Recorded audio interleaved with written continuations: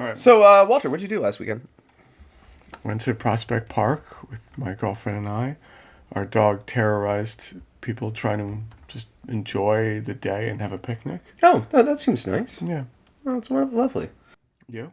I went upstate to the annual Garlic Festival in Saugerties, New York. There's a garlic festival. Oh, yeah. Don't be jealous. But it is a festival to all things garlic. They have food vendors. They have, like, art stands where you get, like, garlic necklaces and earrings and pictures of you riding a garlic bulb around. Yeah, garlic festival. Cool. Yeah, no. Moving on.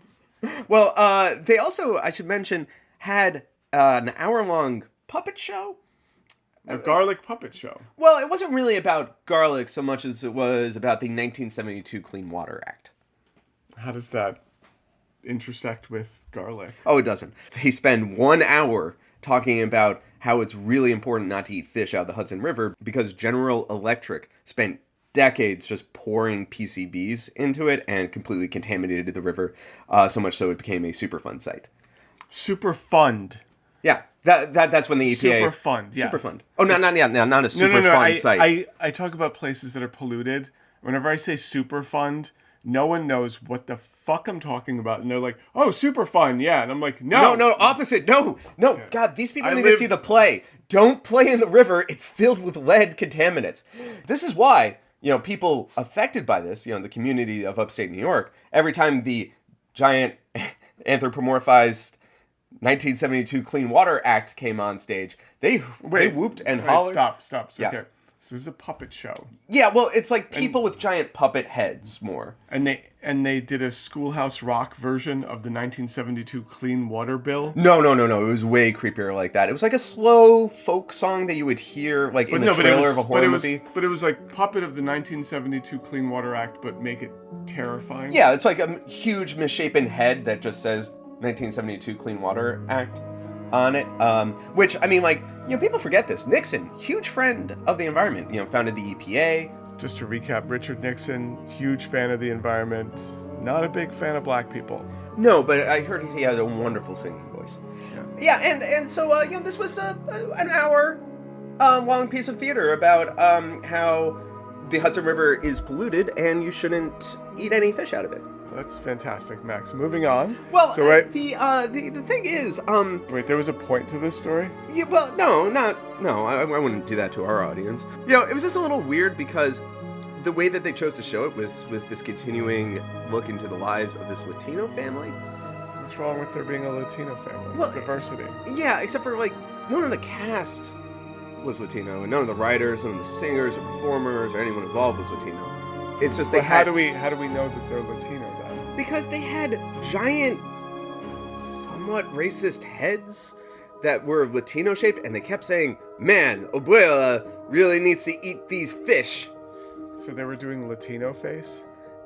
More Latino head, yeah, giant Easter Island style Latino head. Thank God the Latino community. It was 1 hour. Thank God the Latino community saw this play, right? Can you imagine? Oh, I don't think there were... I mean, my wife is Latina, but she did not stay the whole time. Your wife is just like, oh. It's like, no, honey, they're speaking Spanish. Come back. Oh, no, they didn't. They weren't speaking Spanish? No, they were speaking English with an accent. Oh, wow. So they were dressed as Latinos speaking Spanglish. And trying to eat poisonous fish. But thankfully, there were some magic frogs that told them not to. Okay, I'll bite. What race were the magic frogs? They're amphibians, Walter. Let's not make everything about race, okay? Right. Anyway, I got some amazing cheese there. How about we start the show? Coming up on We Are Not Journalists. Don't shoot us. We're here to help. So you want to build Cop City? Also, that one lady said she has 4 warrants for her arrest out. Abby, I'm wanted in 4 states. It's not like they want to roll it back to when only slave owners could vote. I may roll it all the way back and say you have to own property to vote.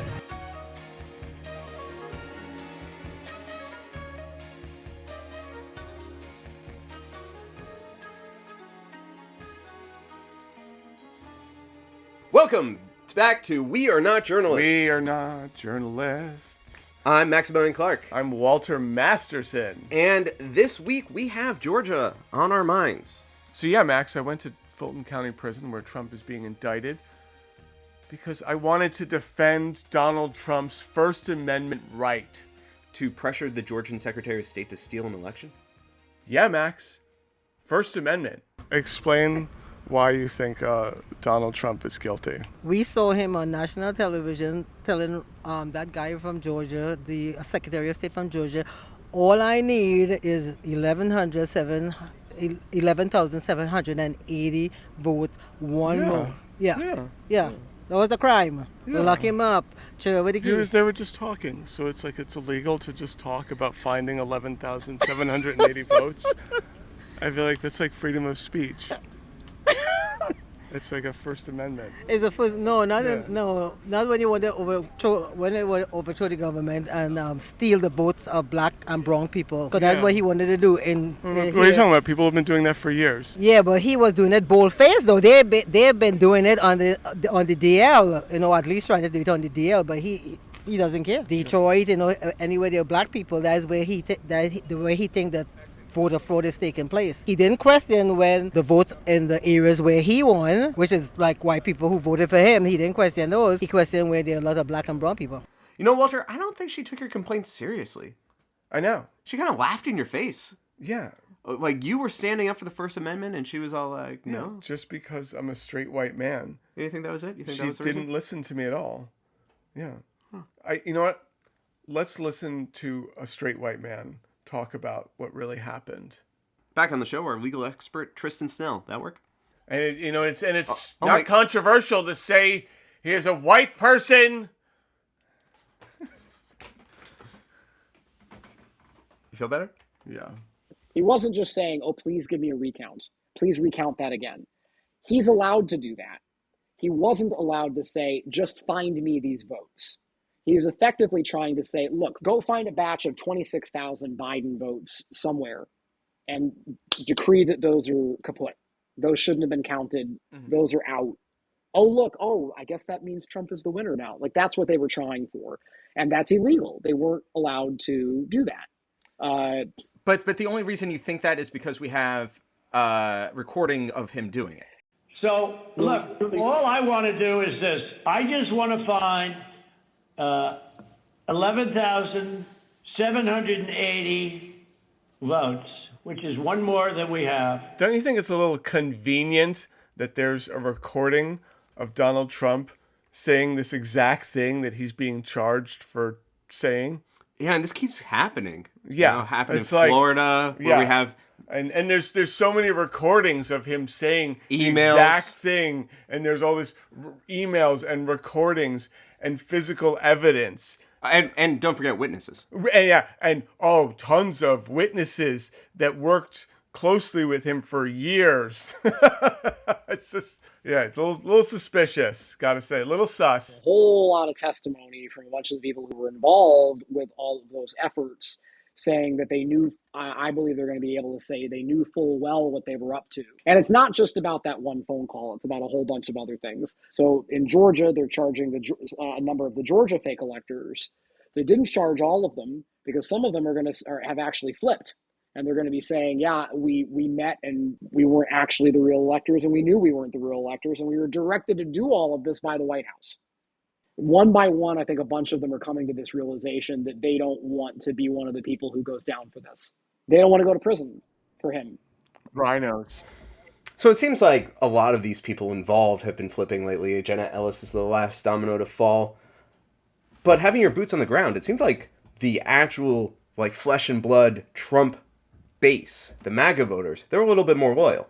Yeah, a little too loyal, but not like they're in a cult or anything. Can you imagine? This is crap. You trying to get my words to change? They ain't gonna change, my brother. So you'll still vote for him even if he's convicted? I'll write his name in. Only they can get Trump is sedition charge. Trump gets sedition charge and we can't write his name in. And all of you liberals. You're gonna still vote for him even if he's convicted? I will vote for him. I'm wanted. I will vote for him. Abby, I'm wanted in 4 states. If he is convicted, thrown in jail, you'll still vote for him, right? I will, yeah. Even more so. If Trump is convicted and put in jail, you're still going to vote for him. Well, first of all, he's not convicted until the Supreme Court convicts him. In America, that's not a conviction. There's a lot to unpack there. Yeah, I mean, you all remember the famous scene in Shawshank Redemption when they were... where Andy Dufresne was just like, did the Supreme Court hear my case? And then everyone looked at each other like, oh, no. Exactly. And then they let him out. Yeah, exactly. It was amazing that there are so many... The Supreme Court hears... No one is convicted until the Supreme Court hears... I'm not going to pretend to be stupid and not understand what he's trying to say here, but I would have to be stupid to agree with him. Yeah. Like, he's saying that there's an appeals process, that after he is convicted, he can appeal the conviction that he was convicted of. Yeah, I mean, there's an appeals process, yes. Well, first of all, he's not convicted until the Supreme Court convicts him. We all know that the Supreme Court has to hear every case, otherwise it doesn't count. Walter, there are 1.2 million Americans in federal penitentiary right now. Yeah, the Supreme Court's a little backed up. Yeah, I mean, they would be since they only hear about 150 cases a year. 150 cases a year, 1.2 million. Okay, you know what? If you're in lockup right now, just be patient, all right? Yeah, just a nice 10,000 years from now. Yeah, come on. They'll get to you. Yeah, I don't think this is really feasible there, champ. Well, what about with, like, AI and stuff? Walter, you can't replace the Supreme Court with artificial intelligence. How are you supposed to get a computer onto your private yacht for a fishing vacation?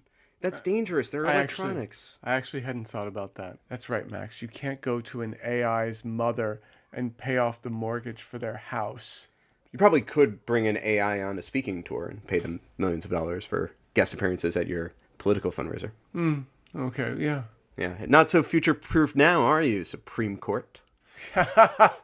Checkmate, liberals! Also, Dad, one lady said she has 4 warrants for her arrest out. Abby, I'm wanted in 4 states. Yes, Max, that is Mary Elizabeth Reddish, and we had a very frank and productive dialogue.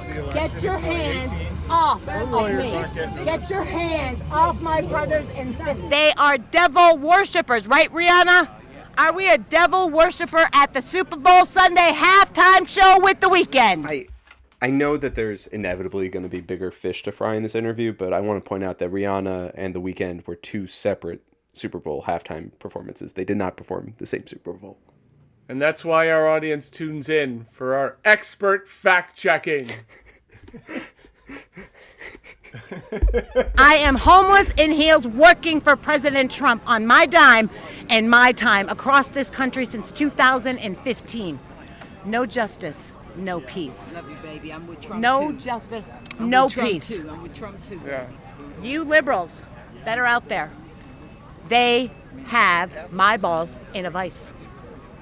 President Obama is married to a man. Mike Obama's private parts are bigger than a family-sized can of right guard. Why do you think they killed my sister, Joan Rivers? Why did Don Johnson try to kill me? That's me. I used to be a nice girl, went to finishing Are you school. doing great? Are you a comedian? No, I'm not. And she isn't, because I looked her up. You looked her up, okay. And she's genuine about what she's saying right here? Yes, she has warrants out for her arrest in multiple states. If you type in Mary Elizabeth Reddish on Google, one of the first stories you will find is her going to a playground in Florida, going up to elementary school children and explaining how Biden is part of a sex cult, talking to them about anal sex. That's the first thing that comes up. It's weird. I would have thought it would be the Don Johnson from Miami Vice trying to murder her thing. You know, just because SEO, he's a name. Valid. Just for the record, we did contact Don Johnson's rep to verify whether or not he was part of a sex cult and whether he tried to murder Mary Elizabeth Reddish. And they have not returned our calls. Since we're gonna keep calling them, though, just until we get some type of answer. Yeah, and uncover the truth. This is now a true crime podcast. We are 2 white women. Welcome back to Exhuming the Truth. I'm Layla Cole. And I'm Phoebe Elizabeth Reddish. Every week on this program, we convince a local DA to dig up the body of a homicide victim to see if they're actually there in their graves. We've had prosecutors dig up a total of 300 bodies. one for each episode. And so far, they've all been there.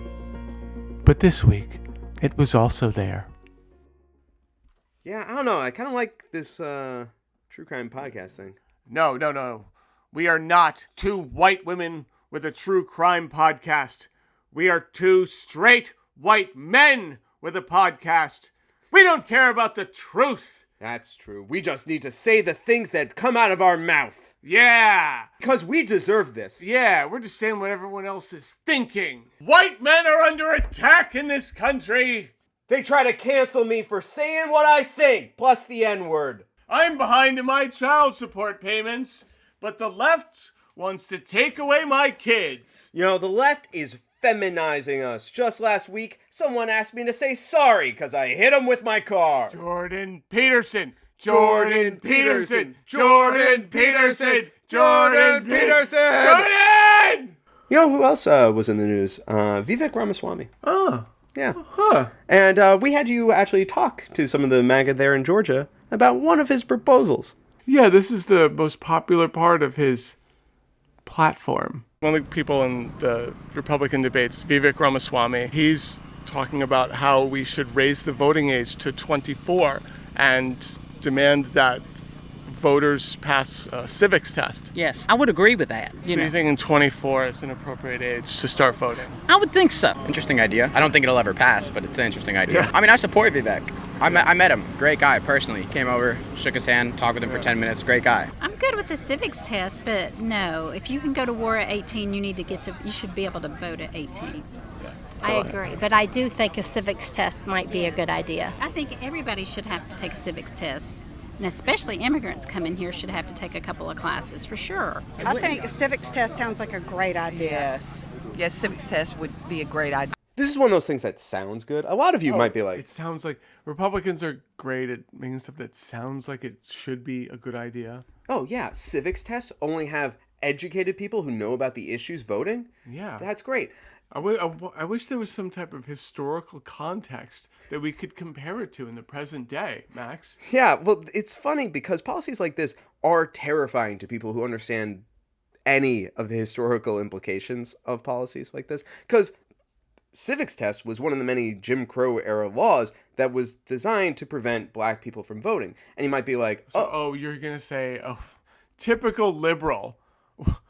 You're saying black people can't pass a civics test? What I'm saying is when you put something like that in the hands of a poll worker, it will be ultimately up to them to decide who passes. And what we saw in the first iteration of this is that when an upstanding white voter came in, they would be asked a question like, "Hey, Walter, who was the first president of the United States?"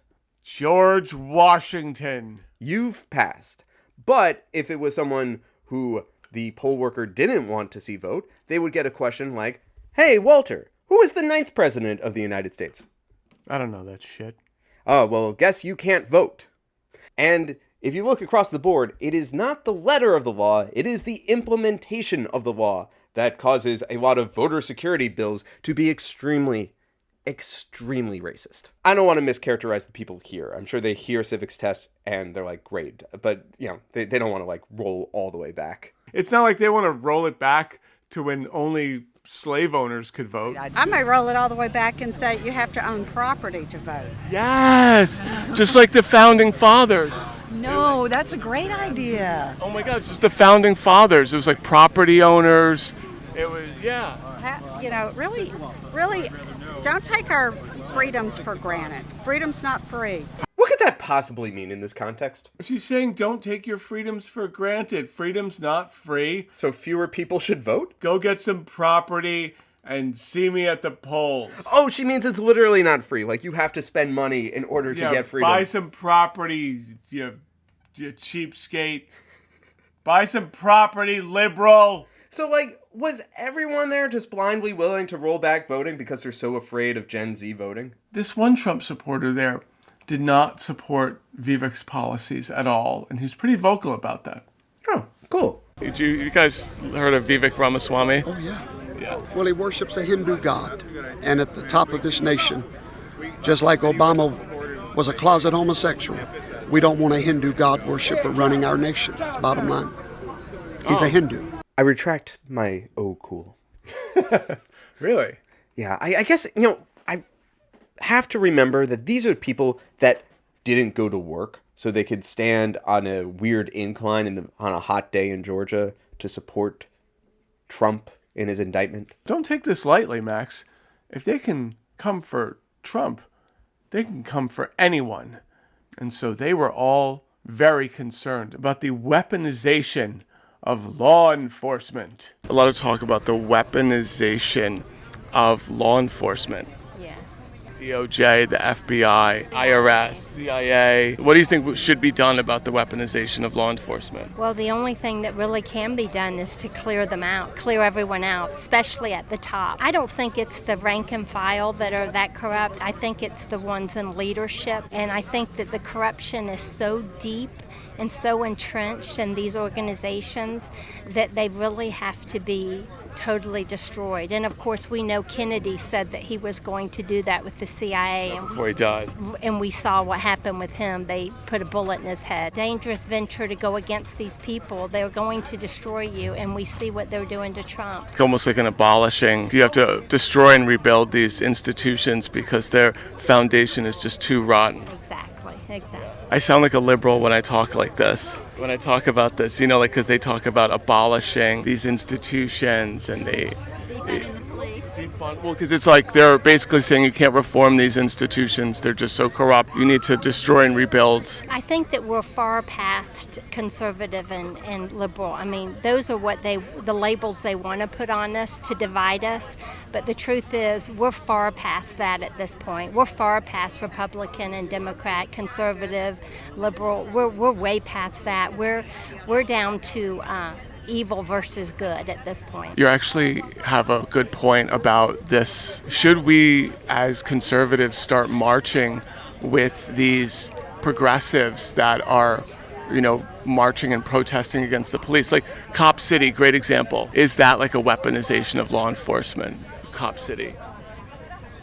I'm not familiar with Cop City. In Atlanta, they're building a military facility. It's like 100 acres, yes, millions of taxpayer dollars, and it's like it's militarizing the police force of Atlanta. But I think the better question to ask is who's behind that? The taxpayers may be funding it, but who's behind that? There's someone pushing these things. There's a reason that the Chinese are setting up police stations all over our country.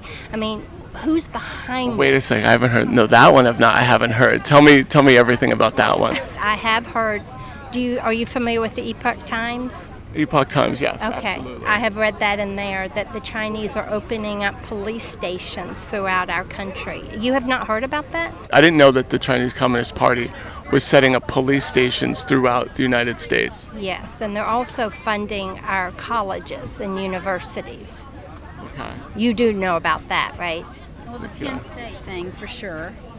But it's even farther than that. I mean, they are everywhere in this country. But see, this is so you're saying like if you look further into Cop City, you'll find that this is a CCP plot. Yeah, but I'm saying you're not saying an absolute. You're saying it's if they're setting a question to ask. Yeah. Who is behind this?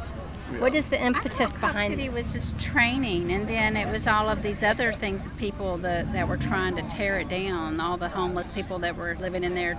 Are we talking about the same thing? Yeah. I don't mind our police being trained well, though. I don't have a problem with that. Again, you do always have to follow the money. I always do that. You always have to ask who is behind this, what's the impetus behind this. I just think that's a wise question to ask. A lot of us obviously are upset about the weaponization of law enforcement. Sure. And in fact, I'm actually a defendant in another weaponization of law enforcement case in Georgia, which is the Rome 4 case up in Rome, which involves the police of Rome suppressing and arresting protesters at the Trans Queer Pride for Kids event. This case is particularly important and close to me as someone who has been a victim of the politicization of law enforcement. Yeah. I've seen pictures 100-acre training facility. Right. And it just seems to me like militarization. The militarization of law enforcement, I think, is a valid concern, and it's actually something that you actually hear from both more the libertarian right as well as people on the left. That's actually true. So it's something that actually people can come together on. There's actually a lot if people would not be drawn into the bitterness of partisanship that actually people could agree on. What do you think about the weaponization of law enforcement? It's disgusting, deplorable. What do you think is a solution to this weaponization of the DOJ, It's IRS? gotta be cleaned out. It's got to be. We need leaders that care enough and are strong enough to clean up the mess that it's become. What about Cop City? I don't know much about Cop City. 100 acres. Oh, where all the Antifas were assaulting the cops? I did see that. That's right. Yeah. Is that in line with militarization and weaponization of law enforcement? The protest to it or Cop City itself? The Cop City itself. I think they need a training ground to train the cops. It's my understanding of why they're building that facility. So. All right, there's a lot of stuff to unpack there, but let's wait to do that after people give us money for stuff. Back in a minute.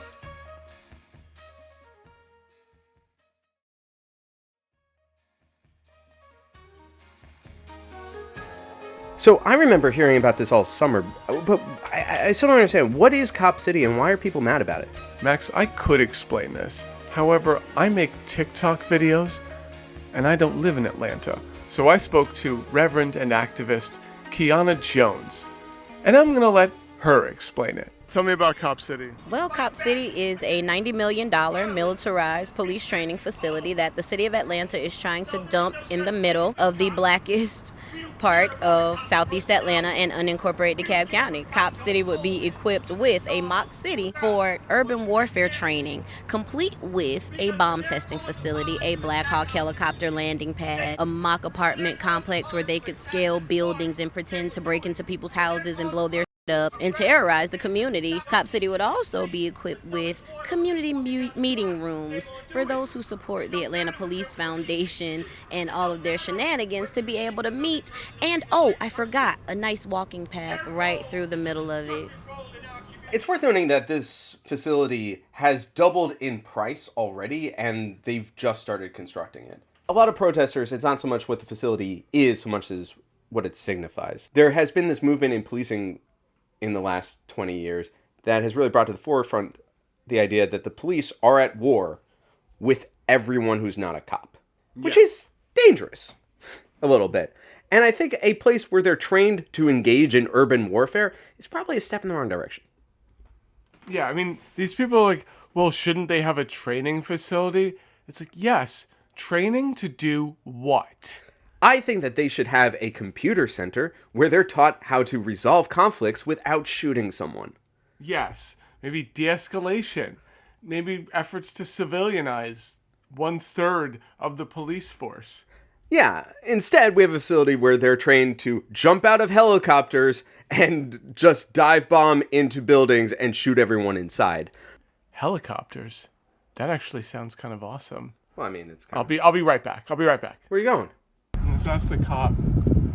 How you doing? We're trying to find Cop City. We came to help build Cop City, and we brought a chainsaw to help cut down the trees. We just need like an extension cord, but where do we help to volunteer? So you want to build Cop City? You went down there to build Cop City faster? Yes, Max. I brought a chainsaw. I just thought I need to physically be there to help. And on the way, you asked every cop about it? Yes, I did, Max. How did that go? They loved it because they knew I loved America. Don't shoot us. We're here to help. We're totally getting shot. I wanted to look for a place to volunteer to help build Cop City. I brought a chainsaw. Oh, this dude's definitely not happy with it. Oh, wait, here. We're good. We're trying to volunteer to help build Cop City. So you want to build Cop City? Well, no, because I heard they're building it. We wanted to help volunteer to help build it and cut down trees. All right, so basically you guys stopped. You wanted to know if you could help build the... Yes, Cop City, yeah. Cop City. Yeah, we brought, just if you could also write down that we brought a chainsaw. Right. We just need an extension cord for it. And I mean, once I put the chain back on it, it's going to be ready to go. But yeah, and we're on standby. The brought chainsaw. Obviously, you say your chain was broken on it. And Chain's broken, but and I also need an extension cord. It's because I just need somewhere to plug it in, and it'll be Okay, so you just wanting to cut the trees down to help. Yes. Or I guess cut wood to help nail up. Correct. Yes, right. That is correct. Thank you. You know I don't ask this often, but are you doing okay? It got pretty emotional, Max. I want a military training facility for Atlanta police. Urban crime, fentanyl, the border, World Economic Forum, Nancy Pelosi, Hunter Biden. It's World Economic Forum. You and I talk a lot about how we tend to weaponize our own white privilege, and I think that this is just such a shining example. Yes, just going on to the property of where they're building Cop City, where the police have actually shot protesters to death. Waving a chainsaw, screaming World Economic Forum at the top of your lungs. Yeah, but I was wearing a MAGA hat, and I am white. And that's the difference, folks. Because there's a lot of people in the center who don't spend any time with either of these groups who are like, about the same. Yeah, both sides. Both sides. I mean, January... Look how enlightened I am. Yeah. I'm so enlightened, I say both sides, and both sides. Can't we just come together and compromise? I mean, January 6th was terrible. Definitely bad. But Black Lives Matter... Yeah, they got so emotional when they watched the police execute a man in public. They burned down a Target. What's going to happen to the corporation that owns Target? Yeah, you ever think about that? Liberals. And hey, we brought receipts because we spend so much time with both of these groups. Here's your typical MAGA guy from Fulton County. We're outside of the Fulton County Courthouse right now. I just came from the Magistrate Court of Fulton County, where we applied for the arrest of Fannie Willis. The indictment has 4 charges. There's 2 under the state law and 2 under the federal law. The 2 under the state law relate to the conduct of public officials, and they are violation of oath of office and unprofessional conduct by public officers and employees. And the 2 charges under the U.S. Code are conspiracy against rights and deprivation of rights under color of law. This is a direct attack on Trump's ability to win the election in 2024. And so those are violations against her oath of office. And so here's someone who is out there to defend his former president against a district attorney, but he's already mad at the state of Georgia because, as it says on the piece of paper he holds up with the charges, he is a defendant in a First Amendment case against the state of Georgia. Let's look up what's he a defendant in? Oh, well, apparently he was at a pride parade. So he went to protest an LGBTQ pride event. The police told him that he needed a permit. He sat down with the police in the precinct. And they were like, yes, you can do that. That is your First Amendment right. Please fill out this form. And he said, I'm not going to fill that out. I'm just going to go protest. And they're like, well, if you do that, we're going to have to disperse you because you need a permit in this county. Everyone else filled it out. There's even a counter-protest group that filled it out. You can join them. And this is also in Marjorie Taylor Greenville. This is in her district.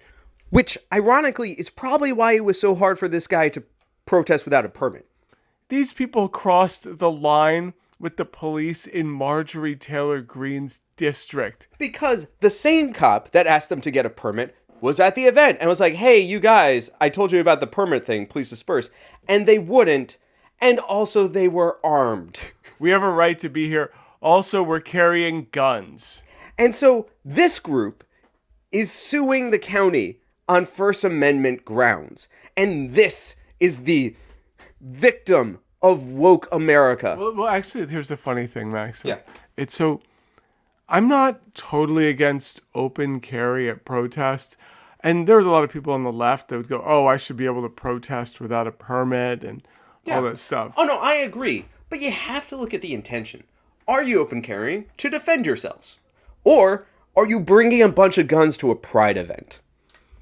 Actually, that is a fair point. You're right. They were just bringing guns to intimidate the LGBTQ people. Right.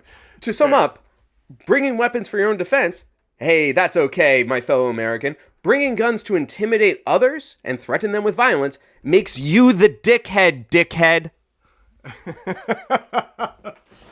But I'm sure the Black Lives Matter crowd also has sort of a paper-thin little thing that they're mad about, right? Black Lives Matter gets so sensitive when there's state violence. It's like, oh, you can't execute black people in the street anymore without these Black Lives Matter people going like, ooh.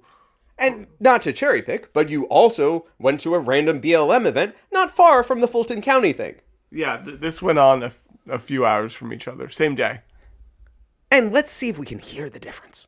And by the way, ever since y'all murdered Rayshard Brooks, police violence has been up in the city of Atlanta. Jimmy Hill is here. His son was murdered in 2019. We still fight. The mother of DeAndre Phillips still fight. The family of Kane Rogers, Oscar Kane Jr., Rayshard Brooks still fighting.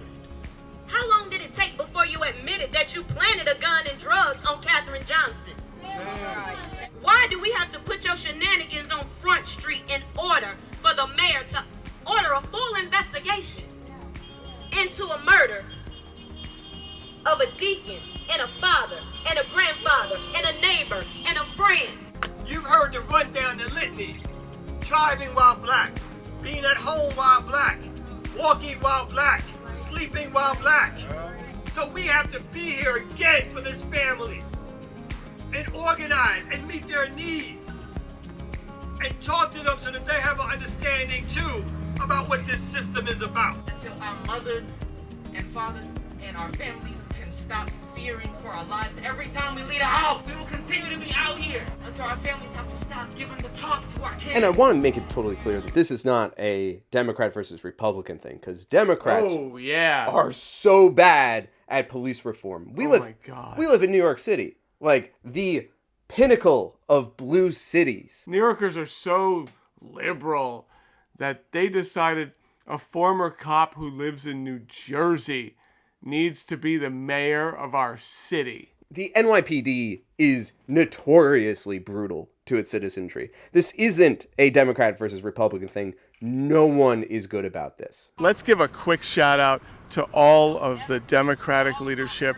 that marched with Black Lives Matter, turned around and voted for Cop City. Let's give a big shout out to Mayor Andre Dickens, Council members Michael Julian Bond, Andrea Boone, Marcy Collier Overstreet, Mary Norwood, Dustin Hillis, Matt Westmoreland, Alex Wan, Howard Shook, and there are two more council members who were not on council at the time, but were markedly quiet, though, on this. Jason Dozier and Jason Winston. And we cannot forget about Byron Amos. He gets a special shout out because he represents the district that is also the victim of environmental racism, the same as the land where they want to build Cop City. And those residents have a very bad problem with lead in their water, and the EPA came out to try to help the residents mitigate that, and Byron Amos did not even do the least that he could do and send a letter to constituents to say, hey, the EPA is here, they want to help you with your lead problem, come out and let us help you.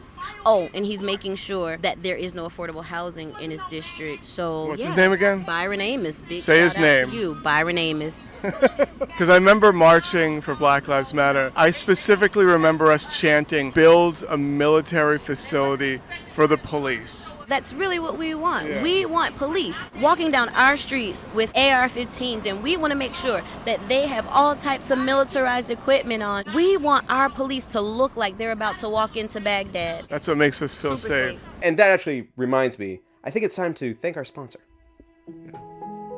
This episode is brought to you by neoliberalism. Are you a conservative that wants to get elected in a blue district? Ask your doctor if neoliberalism is right for you. Gay rights? Sure. As long as there's deregulation and tax breaks for billionaires. So put on a dashiki and let's buy your police department a tank. Neoliberalism by Pfizer.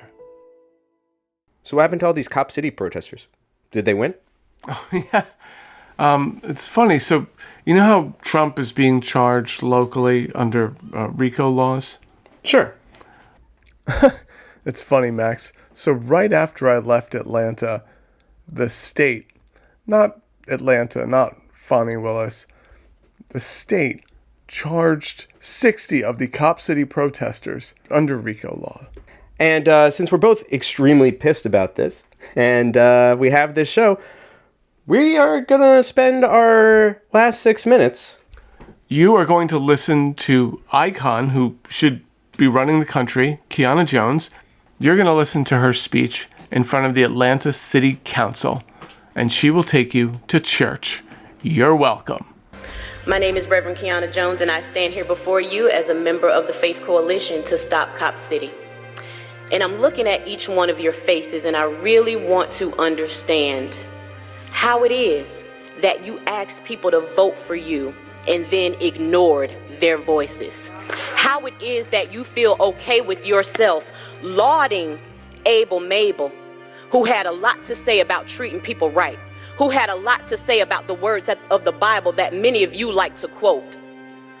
Well, let me remind you of something.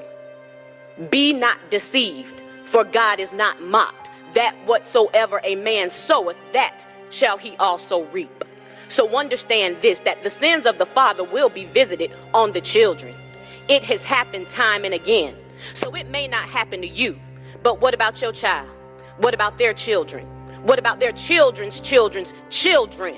What will your legacy be? You so-called legacies of black misleadership sitting up here on this council. Let me tell you something. Representation is not enough when you don't represent the people who elected you. The people came out and spoke clearly.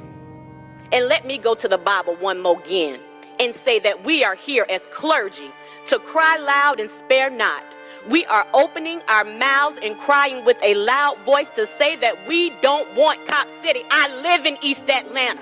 I don't want Cop City. I got 5 black children. I don't want Cop City. I like breathing clean air. I don't want Cop City. I want to drink clean water. I don't want Cop City.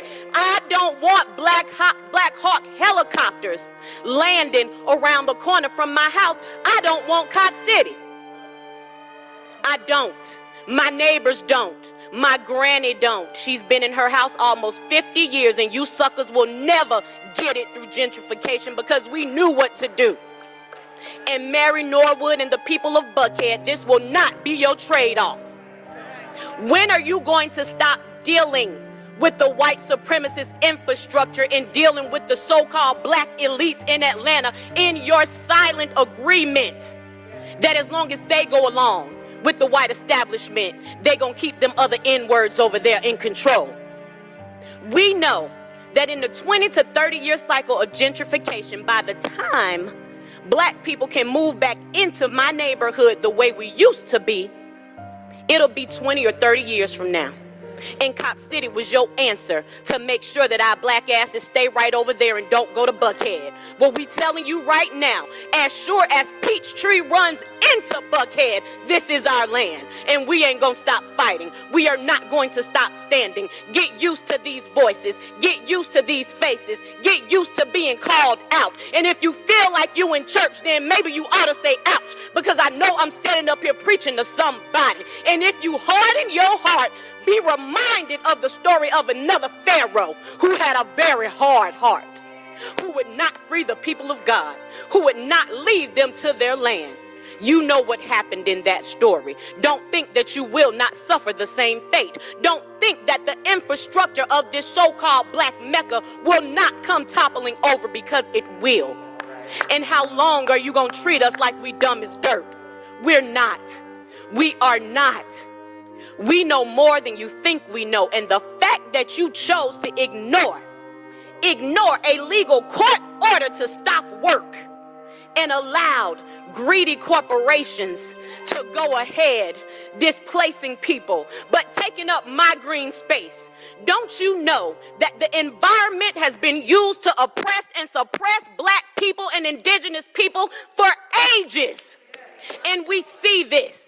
So we're talking about environmental justice. We're talking about economic justice, because the least y'all could have done was mandate that those contractors who work on that job, that they hire at least 33% of community members. But you're not doing that. So you don't care about the air we breathe. You don't care about the water we drink. You don't care if we can make a living wage. You don't want to sustain that community. You want to displace us so that those who are giving you kickbacks can have something that they said we built over here and we got them Negroes out.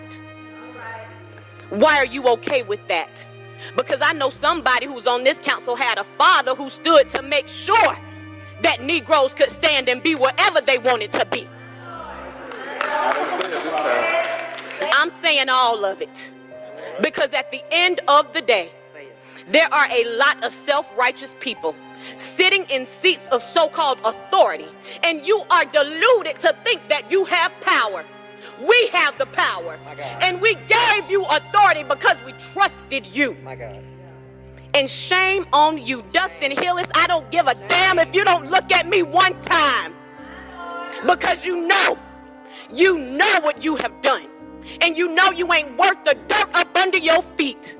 But I tell you what, in the words of my granny, because I ain't got to lean on the Bible, Mary Kay Thomas is a strong woman and taught me to fight. In the words of my granny, you may not pay what you owe, but you will reap what you sow.